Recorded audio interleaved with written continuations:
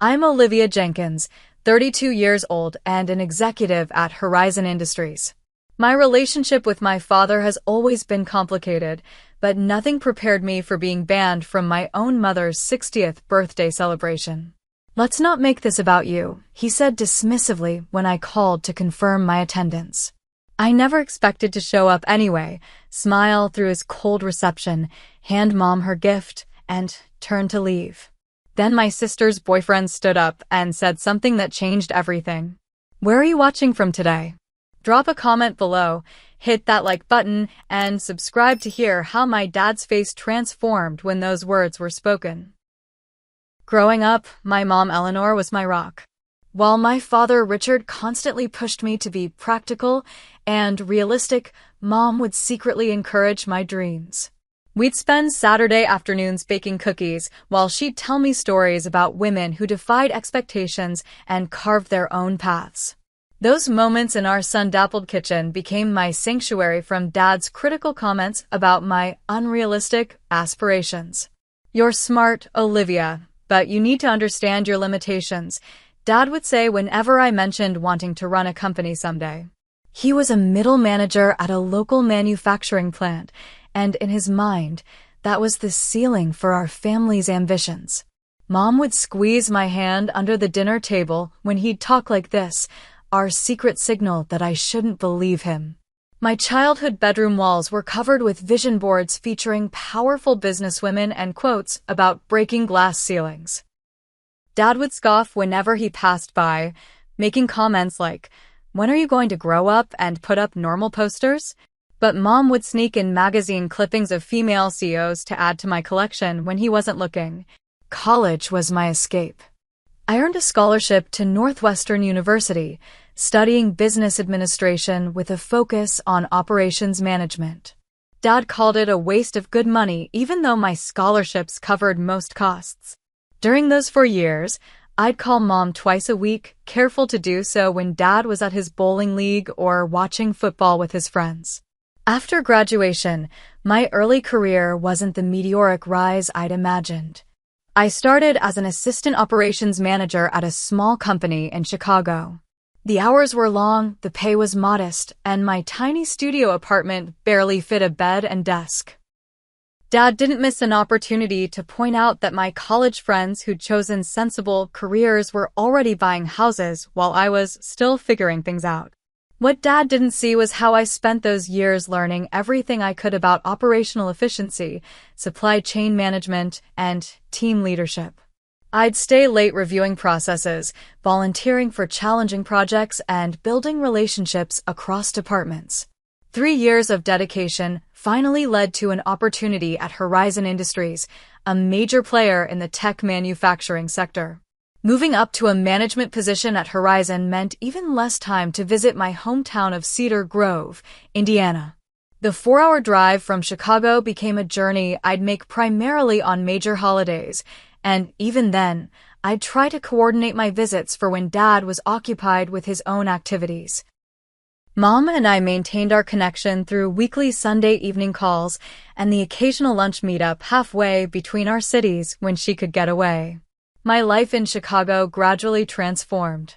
After my first promotion at Horizon, I moved into a comfortable one-bedroom apartment in Lincoln Park with large windows overlooking the neighborhood. I cultivated a small circle of close friends, mostly other transplants, building their careers far from home. My work environment grew increasingly supportive as I demonstrated my capabilities and built a reputation for turning around struggling departments. 6 months ago came the promotion that changed everything. Director of Operations for Horizon's Midwest Division, overseeing 5 manufacturing facilities, including our newest branch in Indianapolis. The position came with a significant salary increase, a team of 42 people reporting to me, and a level of responsibility that occasionally kept me awake at night. But I loved every minute of it, finally living the dream that Dad had dismissed for so many years. My younger sister Sophia took a different path. 3 years my junior, she'd always been more willing to accommodate Dad's expectations. She became an elementary school teacher, bought a house 10 minutes from our parents, and maintained the family peace by carefully navigating Dad's moods and opinions. We remained close despite our different choices, texting daily and video chatting weekly to stay connected. Last month, Sophia mentioned she'd started dating someone new, a guy named Nathan who managed accounts at a tech company. "He's really sweet, Liv," she told me during our last call. "He just moved here from Chicago for a regional position. I think you'd really like him." I was happy for her but too consumed with launching our new automated inventory system to ask many questions about Nathan beyond the basics. Little did I know how significant this connection would soon become. Mom's 60th birthday was approaching in May, a milestone I refused to miss despite my hectic schedule. I'd already requested time off months in advance, planning to surprise her with a visit and the perfect gift I'd been working on secretly for weeks, a restored collection of family photos I'd discovered in our attic years ago, professionally preserved and bound in a handcrafted leather album. These weren't just any photos, but rare images of Mom's grandparents who had immigrated from Ireland, family treasures she thought had been lost decades ago. My careful planning came to an abrupt halt one Tuesday evening when Sophia called, her voice unusually tense. "Dad's organizing a surprise party for Mom's birthday," she said, hesitation evident in her tone. "It's going to be at their house next Saturday." "That's perfect," I replied, already envisioning Mom's face lighting up when I walked through the door unexpectedly. "I've already booked my flight. Don't tell Mom, okay? I want to surprise her." The pause that followed should have prepared me for what came next. "Liv, there's something else," Sophia said quietly. "Dad specifically said he doesn't want you there. He told me to make sure you know you're not welcome." The words hit like a physical blow. "What? Why would he say that?" "He said your presence would make the day about you instead of Mom, whatever that means," Sophia explained, frustration evident in her voice. I tried to talk him out of it, but you know how he gets when his mind is made up. I sat down heavily on my couch, staring blankly at the framed photo of Mom and me from my college graduation. "Did you tell Mom about this?" "No, it's supposed to be a surprise party, remember? But she's been asking if you're coming home soon. I think she misses you." That night, I called Mom under the pretense of checking in. Without revealing the party plans, I carefully asked about her birthday weekend. "Oh, your father mentioned taking me to dinner," she said, her voice brightening momentarily before dropping to a near whisper. "I wish you could be here, sweetheart. It's been too long." The longing in her voice was unmistakable. "I miss you too, Mom. Work has been crazy lately." I swallowed the lump forming in my throat. "I understand, honey. You're doing important things. I'm so proud of you." There was a rustling sound. Then she added, "Your father just walked in. I should go help with dinner." Before hanging up, she said something that solidified my decision. "No matter what, Olivia, remember I love you. Always." Initially, I considered respecting Dad's wishes. After all, this was supposed to be Mom's special day, and the last thing I wanted was to create drama. The universe seemed to agree when an email arrived the next morning from our VP of Operations, inviting me to represent Horizon at an important industry conference in San Francisco that same weekend. The professional opportunity was significant, a chance to network with industry leaders and potentially secure new partnerships. For a moment, I considered accepting and sending Mom an extravagant gift instead. That evening, I met my best friend Cassandra for dinner at our favorite Thai restaurant, hoping her insight might clear my conflicted thoughts. "So let me get this straight," she said after I explained the situation, setting down her fork with a decisive clink against the plate. "Your dad is deliberately excluding you from your own mother's milestone birthday, and you're considering just accepting that?" "It's complicated, Cass," I sighed, pushing the pad Thai around my plate. "You know how he is. If I show up anyway, he'll make a scene, and that would ruin Mom's day." Cassandra leaned forward, her expression serious. "Listen to me, Olivia. Your mom clearly wants you there. She practically gave you a coded message to come anyway. Are you really going to let your dad's issues dictate your relationship with your mother? Her words resonated with something deep inside me, a resistance I'd been cultivating for years against Dad's attempts to control and diminish me. But what about the conference? It's a big opportunity. There will be other conferences, Cassandra said firmly. But your mom only turned 60 once. Plus, she added with a slight smile, wouldn't it be satisfying to finally stand up to your dad? To show him you won't be pushed around anymore? As I drove home that night, Mom's voice echoed in my mind. Remember, I love you. Always. It felt like permission, like a hand reaching out across the distance between us. By the time I parked in my building's garage, my decision was made. I would go to the party, face my father, and be there for Mom, regardless of the consequences. The more I thought about Dad's ban, the more memories surfaced of previous family gatherings that had ended in tense silences or outright arguments. Last Thanksgiving stood out vividly. I'd arrived late after finishing an emergency conference call with our Singapore team, already apologetic and stressed. Well, look who finally decided to grace us with her presence, Dad had announced to the table full of relatives. The big executive who's too important for family dinner to start on time. Richard, Mom had said quietly. Olivia explained she had an emergency at work. There's always an emergency with her job, he'd retorted. Funny how these emergencies never happen to people with normal careers. The meal continued with Dad making pointed comments about corporate ladder climbers and people who think they're better than everyone else. When Uncle James asked about my recent promotion, Dad interrupted before I could answer. Oh, she's got some fancy new title now. Director of something important, making big decisions about things nobody understands. His laugh had been sharp, dismissive. Meanwhile, real people are doing real work that actually matters. I'd maintained my composure through the meal, but excused myself early, citing jet lag. Mom found me in my old bedroom, packing my bag to leave a day earlier than planned. He doesn't mean it, sweetheart, she'd said, though her eyes betrayed her words. He's just struggling with how successful you've become. It makes him question his own choices. That pattern had repeated itself countless times over the years. My success had become a mirror reflecting Dad's insecurities back at him, and he responded by trying to shatter the glass. Sophia had increasingly found herself caught in the middle. During our video chat the week after Dad's birthday party ban, her frustration was palpable. I don't know how Mom does it, she said, running her hands through her hair.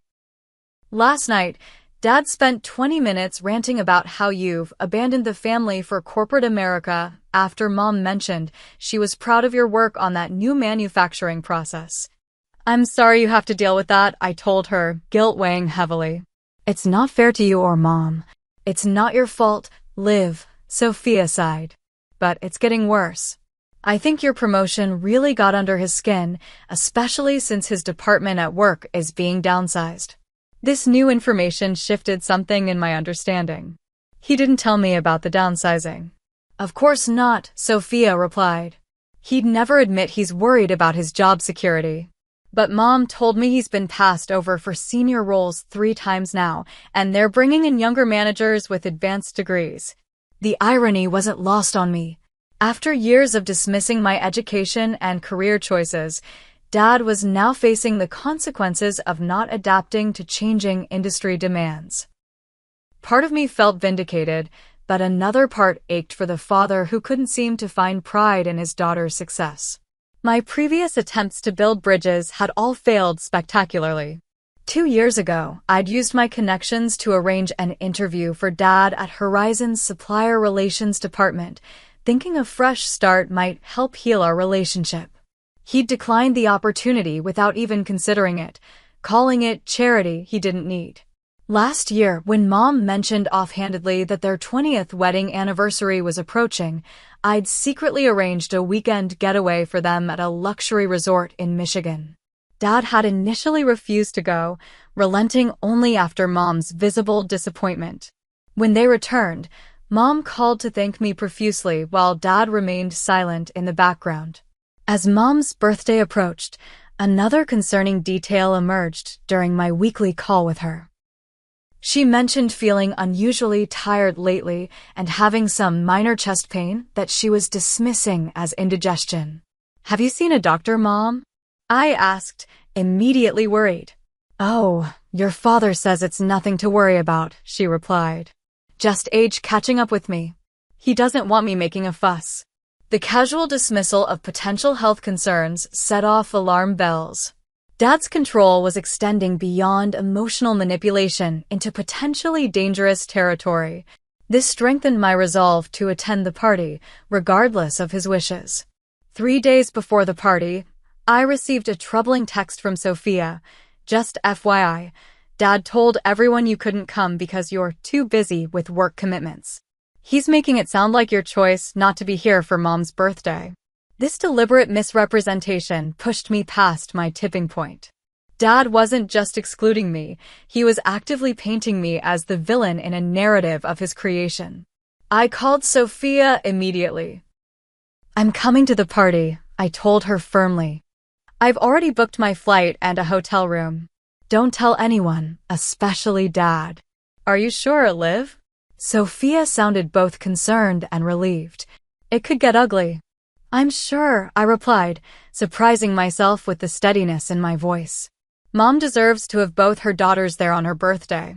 Dad doesn't get to rewrite our family story to suit his ego. That night, I stayed up late finalizing Mom's gift, carefully adding the last few restored photos to the album.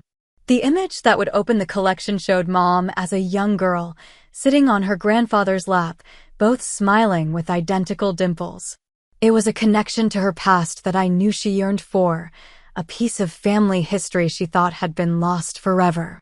As I traced their smiling faces, I strengthened my resolve to stand up to Dad, not just for myself, but for Mom. The week leading up to Mom's birthday was chaotic at work. Our Indianapolis facility was implementing the new inventory tracking system, and as expected, the transition wasn't going smoothly.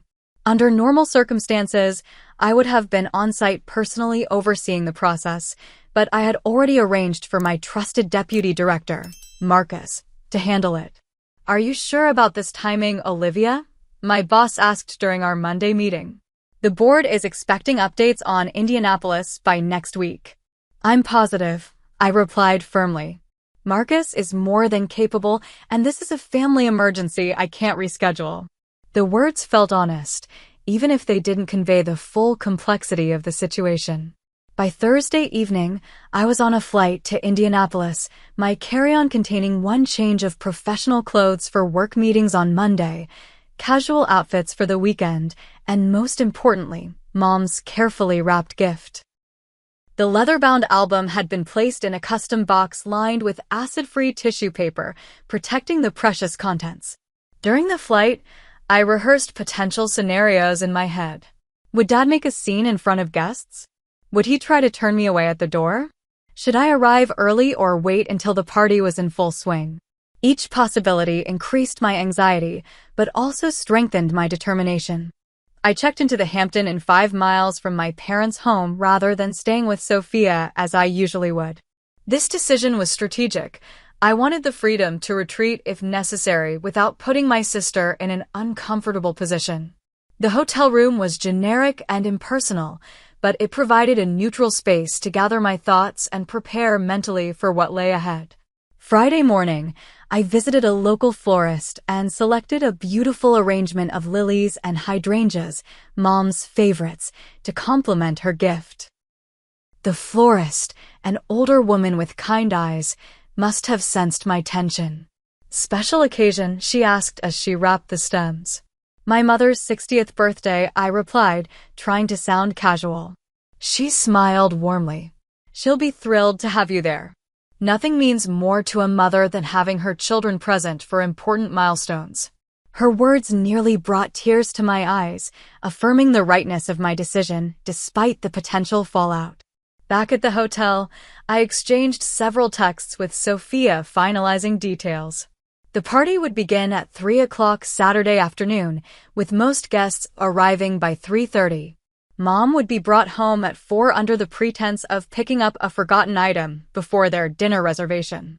"Nathan's excited to finally meet you," Sophia texted. "He's been asking lots of questions about you." "Looking forward to meeting him too," I replied, though meeting my sister's boyfriend was the least of my concerns at that moment.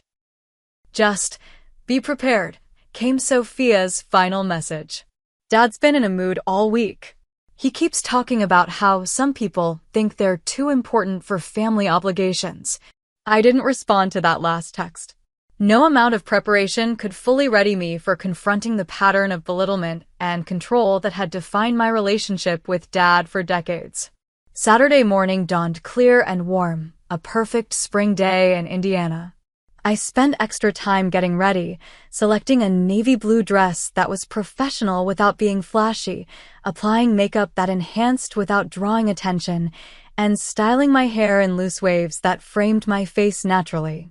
Each choice was deliberate, designed to present an image of confident success without the ostentation Dad often accused me of. At 3:45, I parked my rental car a block away from my parents' colonial-style home and took a moment to center myself.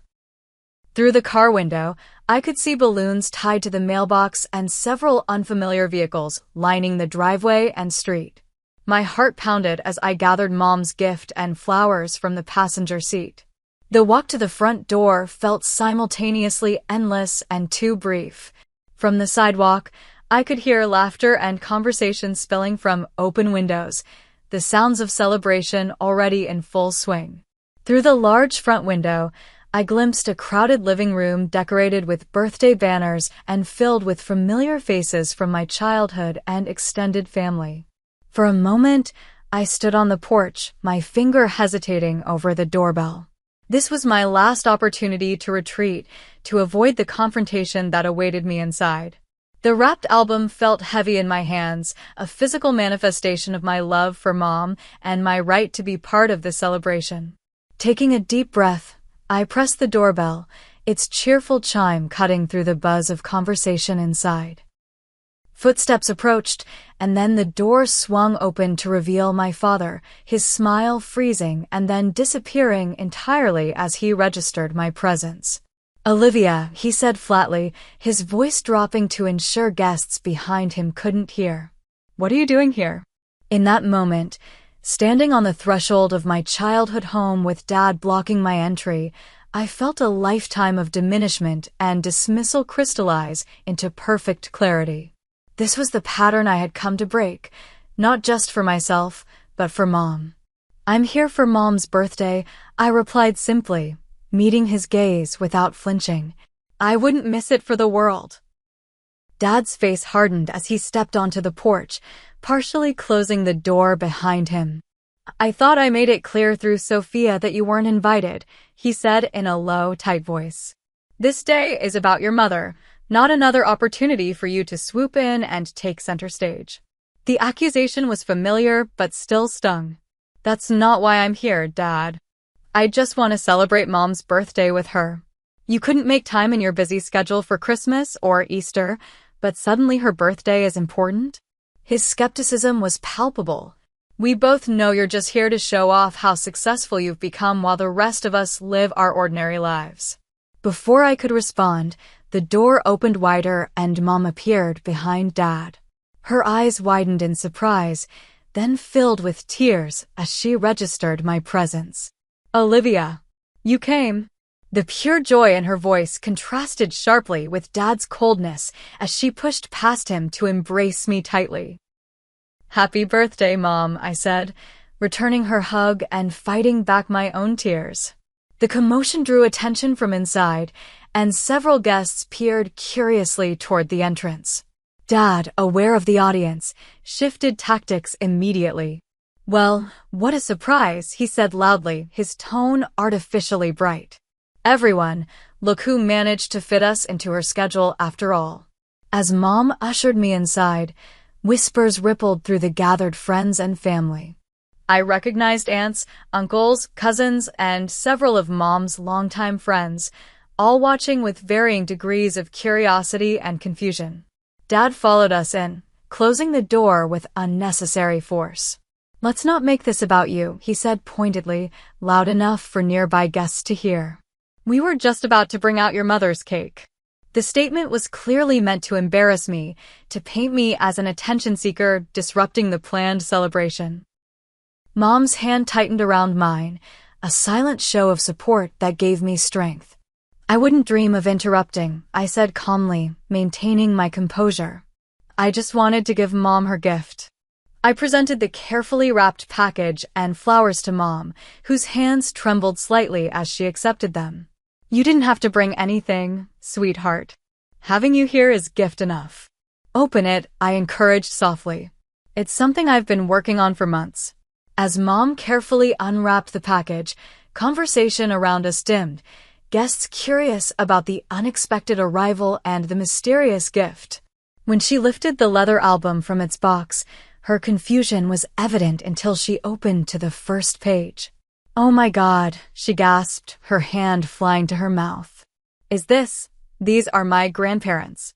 The photos from the attic that we thought were ruined in the flood." Tears streamed freely down her face as she turned pages, each one revealing restored images of family history she thought had been lost forever. Where did you find these?" she asked, voice breaking with emotion. "I rescued them years ago, before I left for college," I explained. "I've been having them professionally restored little by little. I wanted to give you back this piece of your history." Mom pulled me into another fierce hug. "This is the most precious gift anyone has ever given me," she whispered. The genuine emotion of the moment had drawn a small crowd of relatives, many murmuring appreciatively at the thoughtfulness of the gift. Dad stood slightly apart, his expression a complex mixture of surprise and discomfort as he witnessed the impact of my present. "What a lovely sentiment," he finally said, his voice strained. "Now, perhaps we should move on with the party as planned? The caterers are waiting to serve the meal." Mom wiped her tears, still clutching the album. "Of course, yes. Olivia, you'll stay for food and cake." The hopefulness in her eyes made declining impossible, though I could feel Dad's glare burning into me. "Actually, I understand this was planned without me in mind," I said diplomatically. "I don't want to disrupt anything. I really just came to wish you happy birthday and give you your gift." "Nonsense," Mom protested. "You're staying." "Richard, tell her she's staying." Put on the spot, Dad had no choice but to nod stiffly. "Of course. You're here now." The next hour passed in a strange limbo of forced pleasantries and underlying tension. I made conversation with relatives, many of whom seemed genuinely happy to see me despite Dad's obvious displeasure. Mom kept the album close, occasionally showing specific photos to her friends and explaining the significance with evident joy. After the cake was served, I decided it was time to make a graceful exit before Dad's patience expired completely. I found Mom in the kitchen, helping Aunt Judith arrange coffee cups on a tray. "Mom, I think I should head out now," I said quietly. "This has been lovely, but I don't want to overstay." Mom looked disappointed but understanding. "You just got here." "I know, but I'm staying until Monday. Maybe we could have lunch tomorrow, just the two of us." Her face brightened at the suggestion. "I'd love that, sweetheart." I made my way through the living room, saying goodbye to relatives and thanking them for letting me crash the celebration. Dad stood by the fireplace, engaged in conversation with Uncle Robert, but clearly monitoring my movements. As I turned toward the front door, preparing to slip out quietly, a male voice called from across the room, "Wait, Olivia?" I turned to see a tall man with dark hair standing up from his seat on the sofa beside Sophia. My sister looked equally confused as the man crossed the room toward me, recognition dawning on his face. "I thought you looked familiar, but I wasn't sure until just now," he said, extending his hand. "I'm Nathan Miller." "Sophia's boyfriend," I acknowledged, shaking his hand. "Nice to finally meet you." "Yes, but also..." He paused, glancing around at the suddenly quiet room before looking back at me with a slightly awestruck expression. You're Olivia Jenkins, Director of Operations at Horizon Industries. You're my boss. The statement landed like a thunderclap in the silent room. Every eye swiveled between Nathan, me, and my father, whose face had drained of color. Your boss, Dad repeated, his voice hollow. Nathan nodded enthusiastically, seemingly oblivious to the sudden tension. I manage accounts at the Indianapolis branch. We just opened 3 months ago. Ms. Jenkins, Olivia here is legendary in the company. She completely transformed our Midwest operations. Complete silence enveloped the room as everyone processed this unexpected connection. Dad stood frozen by the fireplace, his carefully constructed narrative about my career crumbling before everyone's eyes. Nathan's revelation created a seismic shift in the room's atmosphere. Guests who moments before had been politely disinterested in my presence suddenly looked at me with new eyes, while Dad seemed to physically shrink beside the fireplace. You work at Olivia's company? Sophia asked Nathan, her expression a mixture of surprise and amusement. You never mentioned that. I didn't make the connection, Nathan explained. I knew your sister was named Olivia and worked at corporate headquarters, but Jenkins is a common name. Plus, everyone at the office just calls her MS, Jenkins, or the director. He turned back to me. I can't believe I've been dating the sister of the person responsible for implementing the inventory system that's been revolutionizing our workflow. Dad cleared his throat, attempting to regain control of the situation. Well, isn't that a coincidence, he said, his voice lacking its usual authority. Small world and all that. Small world indeed, Aunt Judith chimed in, moving closer with evident interest. Richard, you never told us Olivia was so high up in her company. A director at her age. That's quite an achievement. Mom stepped forward, placing a protective hand on my arm. We've always been very proud of Olivia's accomplishments, she said firmly, with a pointed look at Dad.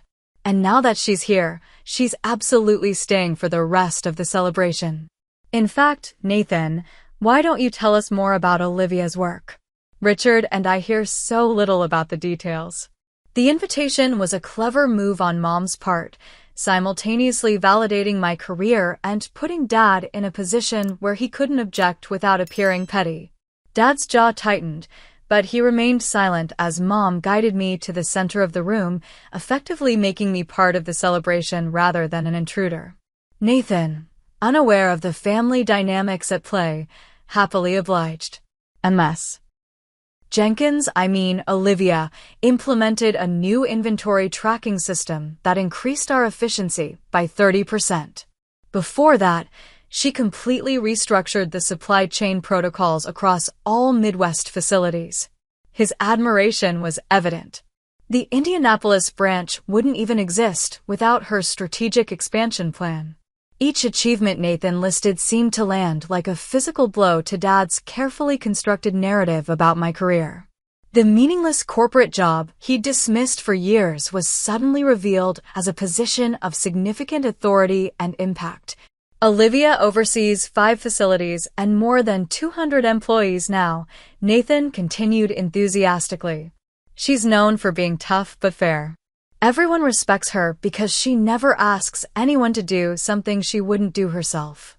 Sophia caught my eye across the room, her expression a mixture of pride and barely suppressed amusement at Dad's obvious discomfort. Several relatives began asking questions about Horizon Industries and my role there, genuinely interested rather than merely polite. I had no idea you were so established in your field, Olivia, Uncle Robert said, breaking away from Dad to join the conversation. Richard always made it sound like you were still finding your footing. She's been finding her footing for a decade, Dad interjected weakly, attempting humor that fell flat in the face of Nathan's revelations. Mom, sensing the shift in the room, seized the opportunity. Olivia, why don't you stay and have some cake? I insist. After all, it's not every day I get both my daughters together, especially when one of them has such a demanding career. The pointed comment wasn't lost on anyone, least of all Dad, who suddenly seemed very interested in refilling his coffee cup in the kitchen. As he retreated, the atmosphere in the living room noticeably lightened. "I'd love to stay, Mom," I agreed, accepting the piece of cake Aunt Judith immediately offered. Over the next hour, the party took on a different energy. Relatives who had previously given me perfunctory greetings now engaged in genuine conversation, asking thoughtful questions about my work and life in Chicago. Several of Mom's friends shared stories about their own children's careers, drawing parallels and seeking advice they assumed I could provide from my position. Dad remained on the periphery, occasionally making stilted attempts to join conversations, but mostly observing with an unreadable expression as the narrative he'd controlled for years unraveled around him. When he did speak, his usual dismissive comments about corporate types were noticeably absent. During a quiet moment, Sophia pulled me aside near the hallway bookshelf. "I had no idea Nathan worked for your company," she whispered. "Talk about cosmic justice." "Me neither," I admitted. "He's actually doing great work at the Indianapolis branch. The team there speaks highly of him. This explains why he always defended corporate America whenever Dad went on his rants," Sophia said with a small laugh. "God, Liv, you should have seen Dad's face when Nathan called you his boss. I wish I'd had a camera." Later, as guests began to depart, Nathan approached me with professional deference despite the personal setting. "I hope this doesn't make things awkward at work, Ms. Jenkins." "I mean, Olivia." "Not at all," I assured him. "And please, it's definitely Olivia here. Save MS. Jenkins for the office. Your sister talks about you all the time," he said warmly. "Now I understand why. You're exactly as impressive as she described." As the party wound down to just family, Mom pulled me aside in the kitchen while Sophia and Nathan helped clean up in the dining room. Dad had mysteriously disappeared to check something in the garage. "Thank you for coming, sweetheart," Mom said, squeezing my hands tightly. "Having you here means everything to me, especially." She trailed off, glancing toward the garage door. "Especially with how Dad feels about me?" I finished gently. Mom's eyes filled with tears. "He doesn't really know you anymore, Olivia. He's stuck in this idea of who you were or who he thought you should be." Today was illuminating for him, I think. "I didn't come to embarrass him, Mom," I said truthfully. "I just wanted to be here for you." "I know that." She touched my cheek softly. "And I think, deep down, he knows it too. He's just too stubborn to admit when he's wrong." As if summoned by our conversation, Dad reappeared in the kitchen doorway, his expression guarded, but lacking the open hostility from earlier. "Your mother and I appreciate you taking time from your busy schedule to visit," he said stiffly. "Nathan speaks very highly of your professional accomplishments." It wasn't an apology, but coming from Dad, the acknowledgement of my career without sarcasm or dismissal felt like a significant shift. "Thank you for letting me crash the party," I replied, matching his neutral tone. A tentative truce established, we rejoined Sophia and Nathan in the living room, the four of us engaging in cautious but civil conversation until it was time for me to return to my hotel. As I left, Mom hugged me fiercely, whispering, "Things will be different now. You'll see." I wasn't entirely convinced, but as I drove back to the Hampton Inn, I felt something that had been absent in my relationship with my father for years, the possibility of change. Sunday morning dawned bright and clear. Mom texted asking if I could meet her for breakfast at Rosie's Diner, our special place from my childhood. When I arrived, she was already seated in our favorite booth by the window, 2 steaming mugs of coffee waiting on the table. "Your father left early this morning to help Uncle Robert with some project at his house," she explained as I slid into the booth across from her. "He said he'd be gone most of the day." The convenient absence wasn't surprising. Dad had always retreated when confronted with situations that challenged his worldview or authority.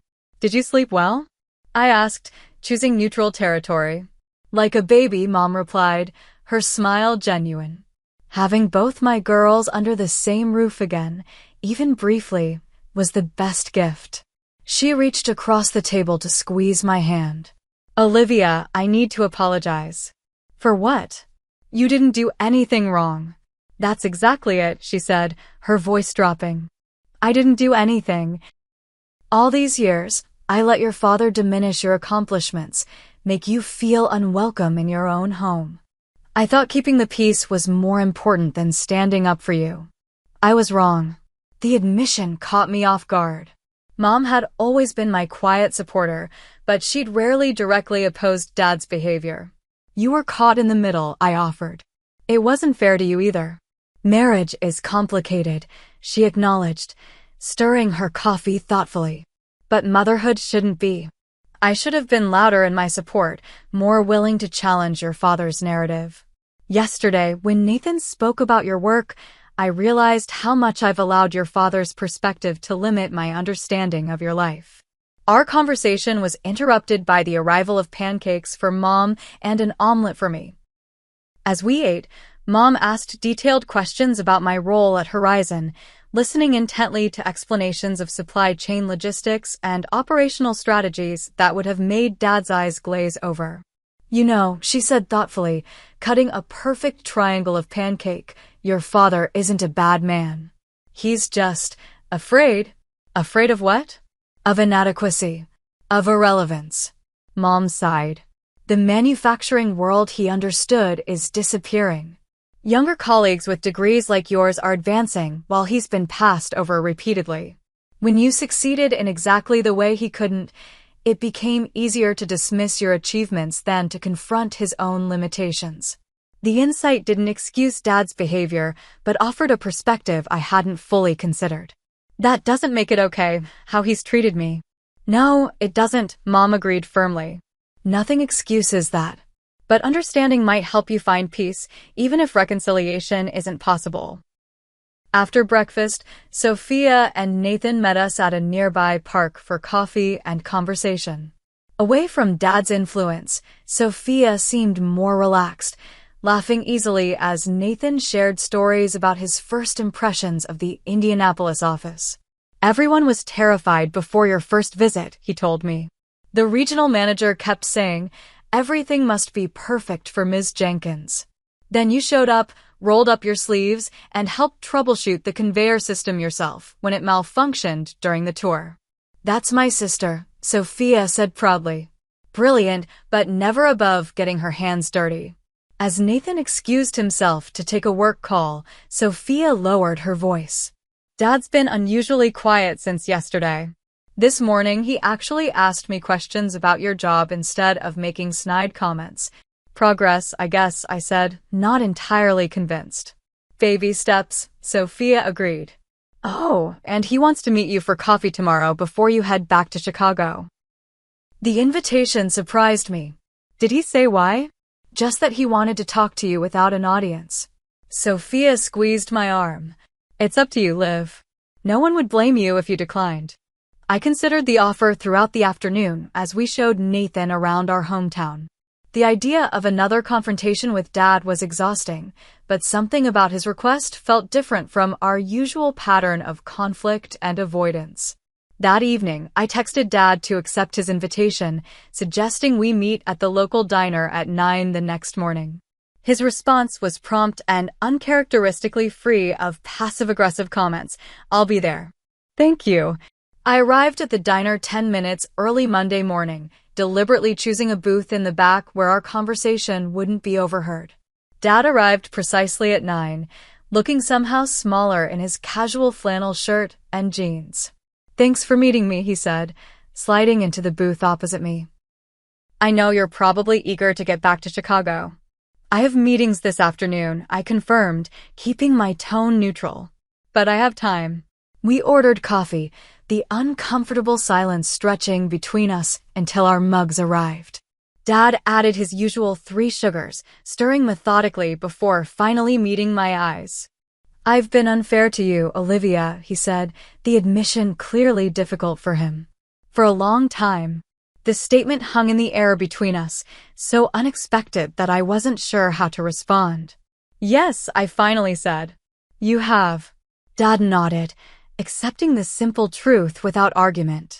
When you were growing up, I thought I was protecting you from disappointment by encouraging practical goals. The world I knew was one where people like us hit ceilings we couldn't break through.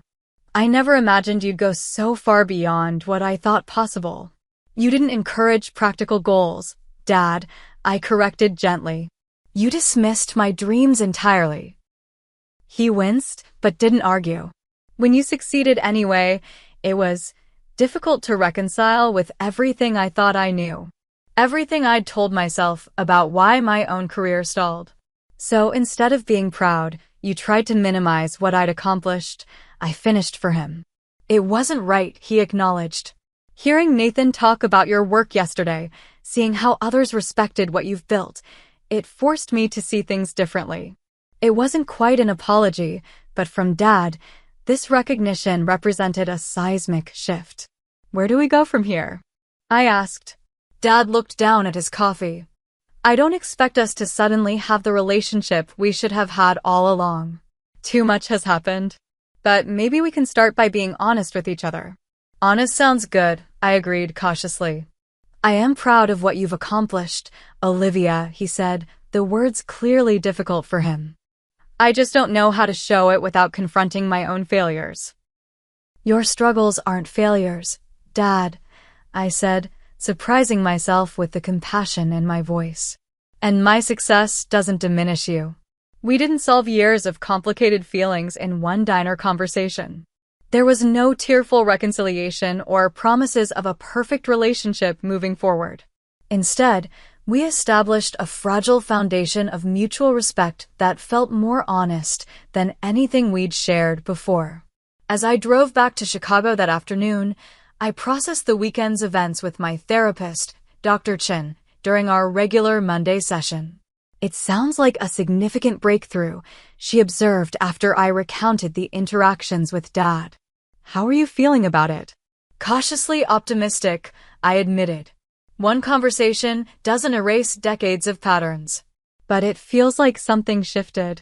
And how has this experience affected your relationship with your mother? I smiled, thinking of Mom's texts throughout the day checking that I'd arrived safely in Chicago. Stronger. More honest. We've planned weekly video calls, and she's coming to visit next month, just her. Over the following weeks, the ripple effects of that birthday weekend continued to manifest. My relationship with Mom deepened through more open communication, no longer filtered through Dad's perspective. She shared concerns about her health that Dad had previously minimized, allowing me to help her schedule appointments with specialists in Chicago. Sophia and I grew closer as well, our shared experience creating a new level of understanding between us. Nathan and I established clear boundaries between our professional and personal relationships, with a mutual agreement to keep work discussions out of family gatherings. Dad and I began a careful, deliberate reconstruction of our relationship. Our interactions weren't without tension, but the dismissive comments about my career noticeably disappeared. When Horizon announced our quarterly results, breaking company records for efficiency and production, Dad sent an awkward but sincere congratulatory text. The most profound change, however, occurred within me. For years, I'd sought validation from someone unwilling or unable to provide it, allowing that absence to shape my self-perception despite external success. Standing up to Dad, not with anger but with quiet confidence in my worth, freed me from that pattern of seeking approval I would never receive. I realized that true freedom comes not from changing others' perceptions, but from releasing the need for their validation entirely. My worth wasn't determined by Dad's acknowledgement, nor was it defined solely by professional achievements. It existed inherently, requiring no external confirmation. 3 months after Mom's birthday, I received an unexpected email from Dad with the subject line, "Thought you might find this interesting." Attached was an article about women leaders in manufacturing with a simple note, "Reminded me of you. Your mother and I are proud." Those small words represented a journey neither of us had expected to make, proof that even the most entrenched patterns can evolve when we find the courage to challenge them. Sometimes, the families we're born into cannot give us what we need, and we must build chosen families who support our authentic selves. But occasionally, if we're fortunate, our original families can grow alongside us, creating new patterns of interaction based on who we've become rather than who they expected us to be. Have you ever had to stand your ground with family members who couldn't see your true worth? How did you handle that situation? Share your experience in the comments below. If this story resonated with you, please hit the like button and subscribe to hear more stories about navigating complicated family dynamics and finding your own path. Thank you for listening to my journey, and remember, sometimes the most powerful thing you can do is simply show up authentically, regardless of others' expectations.